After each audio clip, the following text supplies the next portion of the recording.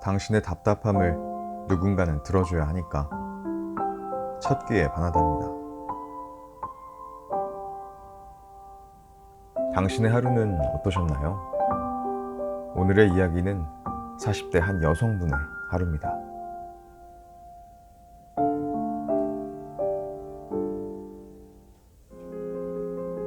저는 40대 주부입니다. 요즘 카페 창업을 앞두고 열심히 바리스타 교육을 받는 중이에요. 제게는 2명의 아이가 있습니다. 중학교 1학년 큰아들과 초등학교 5학년의 딸아이가 있죠. 이렇게 두 아이의 엄마가 된 이후부터 제 모든 삶은 오직 아이들에게만 맞춰 있었습니다. 제 꿈이라는 건 전혀 중요하지 않았어요. 육아 외에 다른 걸 하며 산다는 게 마치 사치처럼 여겨졌거든요. 그러다 얼마 전 크게 병치레를 한번 겪고 난 후, 한 번쯤은 내 삶을 살아보고 싶다는 생각이 들었어요. 그래서 남편과 오랜 상의 끝에 젊을 때부터 해보고 싶었던 저만의 카페를 오픈하기로 했습니다. 아이들에게 엄마도 무언가를 잘 해낼 수 있는 사람이라는 걸 보여주고 싶었거든요. 그렇지만 또 한편으론 아이들에게 미안한 마음도 컸습니다. 아무래도 아이들에게 소홀해질 수밖에 없었으니까요. 그러던 중 오늘 오후 교육을 받고 있는데 모르는 번호로 계속 전화가 오는 거예요. 그냥 무시하려다가 왠지 모르게 불안한 마음이 들어 전화를 받았습니다. 그랬더니 어떤 남자가 다급한 목소리로 제 딸아이가 다쳐서 병원에 왔다고 하는 거예요. 순간 너무 놀라 손이 덜덜 떨렸습니다. 얼마나 다쳤냐고, 아이는 괜찮은 거냐며 막 횡설수설했습니다. 그러자 딸아이가 많이 다쳐서 지금 바로 수술을 해야 한다고 하더라고요. 그러면서 딸을 바꿔주는데 엉엉 울면서 아프다며 엄마를 부르짖는 딸아이의 목소리를 듣고 있자니 가슴이 미어져 왔습니다. 수업이고 뭐고 당장 병원으로 뛰어나가려는데 지금 바로 수술비를 입금해야 수술이 가능하다고 하더라고요.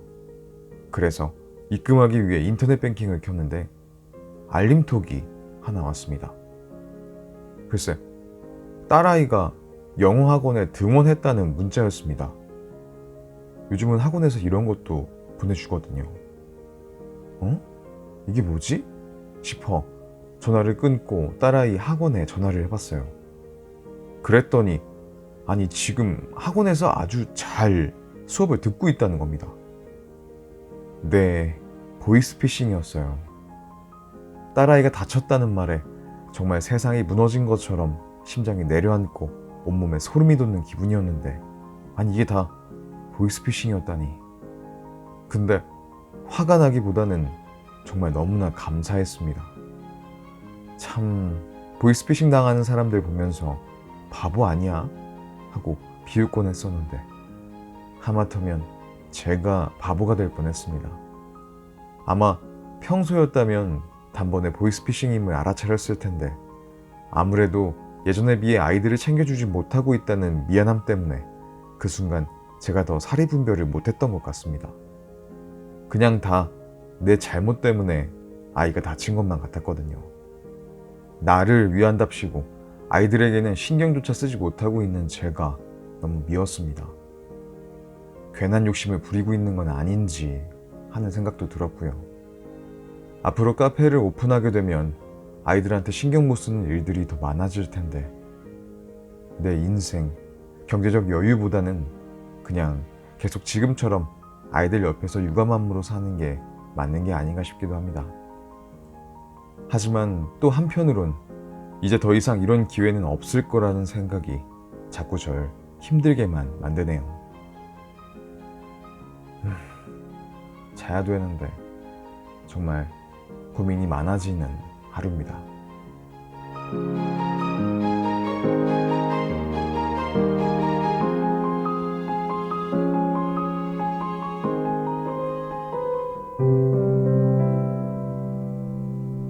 아이들에 대한 미안한 마음 때문에 또 희생을 의무처럼 생각하는 당신에게 들려드리고 싶은 책 구절이 있습니다.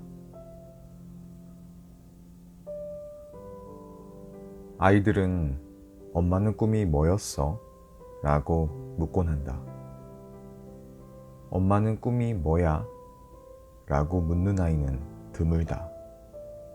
어쩌면 아이들의 눈에 비치는 엄마의 모습은 더 이상 용기를 내 도전하는, 꿈꾸며 성장하는 사람이 아닐지도 모른다. 분명 엄마도 아이가 색종이로 만든 종이 비행기처럼 저 하늘 멀리 날리고 싶은 꿈이 있을 텐데 말이다. 많은 엄마들이 나를 찾고 도전하고 싶다는 꿈을 꾼다.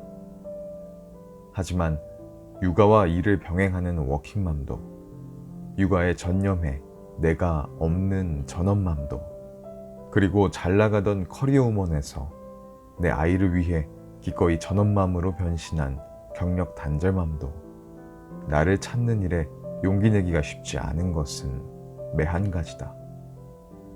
그래서 내 시간을 나에게 쓰는 것조차 미안한 엄마들의 용기 있는 도전은 눈부시지만 눈물겹다. 엄마가 행복해야 아이들도 행복하다고 했다. 그런 의미에서 나는 아이들에게 진정한 행복을 줄 수 있는 엄마가 될 여지가 단 1%도 없었다. 늘 미안하고 또 미안했다. 그래서 어느 날 나는 결심했다. 얘들아, 엄마 이제 버티기는 플랭크랑 스쿼트 할 때만 하려고.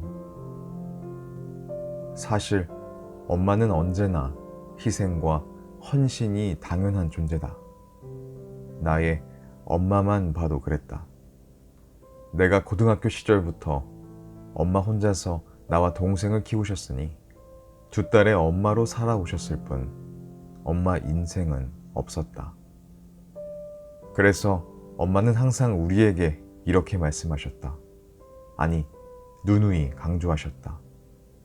아이를 낳더라도 엄마 말고 너희의 인생을 살아라. 꼭 너희만의 일이 있어야 한다. 좋은 건 아이에게 양보만 하지 말고 엄마가 먼저 좋은 걸 먹고 아이들이 그 다음에 먹도록 교육시켜라. 정작 당신은 그렇게 하지 못하셨지만 딸들은 그렇게 살기를 바라셨던 것이다. 희생과 헌신의 대명사가 아니라 자신을 소중하게 생각할 줄 아는 사람으로 살라는 말씀이었다. 시간은 되돌릴 수 없다. 하지만 훗날 시간을 되돌릴 수 있다면 내가 다시 돌아가고 싶은 순간은 언제일까? 라는 질문을 던졌을 때 적어도 지금 이 시간으로 다시 돌아와 꿈꾸고 도전하고 싶다는 그런 후회는 남지 않았으면 한다. 시작과 도전의 순간도, 행복과 감사의 순간도 지금이 아니라면 언제일까? 그 언제가 있기는 한 걸까? 그렇기에 우리는 지금을 살아야 하고 지금에 충실해야 하며 지금 바로 달려야 하는 것이다. 지금까지 전윤희 작가의 책 나는 공부하는 엄마다 중에서였습니다. 우리는 살아가면서 수많은 선택의 순간에 놓입니다. 선택은 온전히 본인 몫이기에 어떤 선택을 하든 분명히 후회가 생길지도 모르죠. 그렇지만 시간이 지나 어느 날 아이들 때문에 내가 하고 싶은 걸 포기해야 했어 라는 핑계는 되지 않으시길 바랍니다. 엄마가 행복해야 아이들도 행복하다는 걸 잊지 않으셨으면 좋겠습니다. 당신의 이야기를 들려주셔서 고맙습니다. 오늘 하루도 수고 많으셨어요.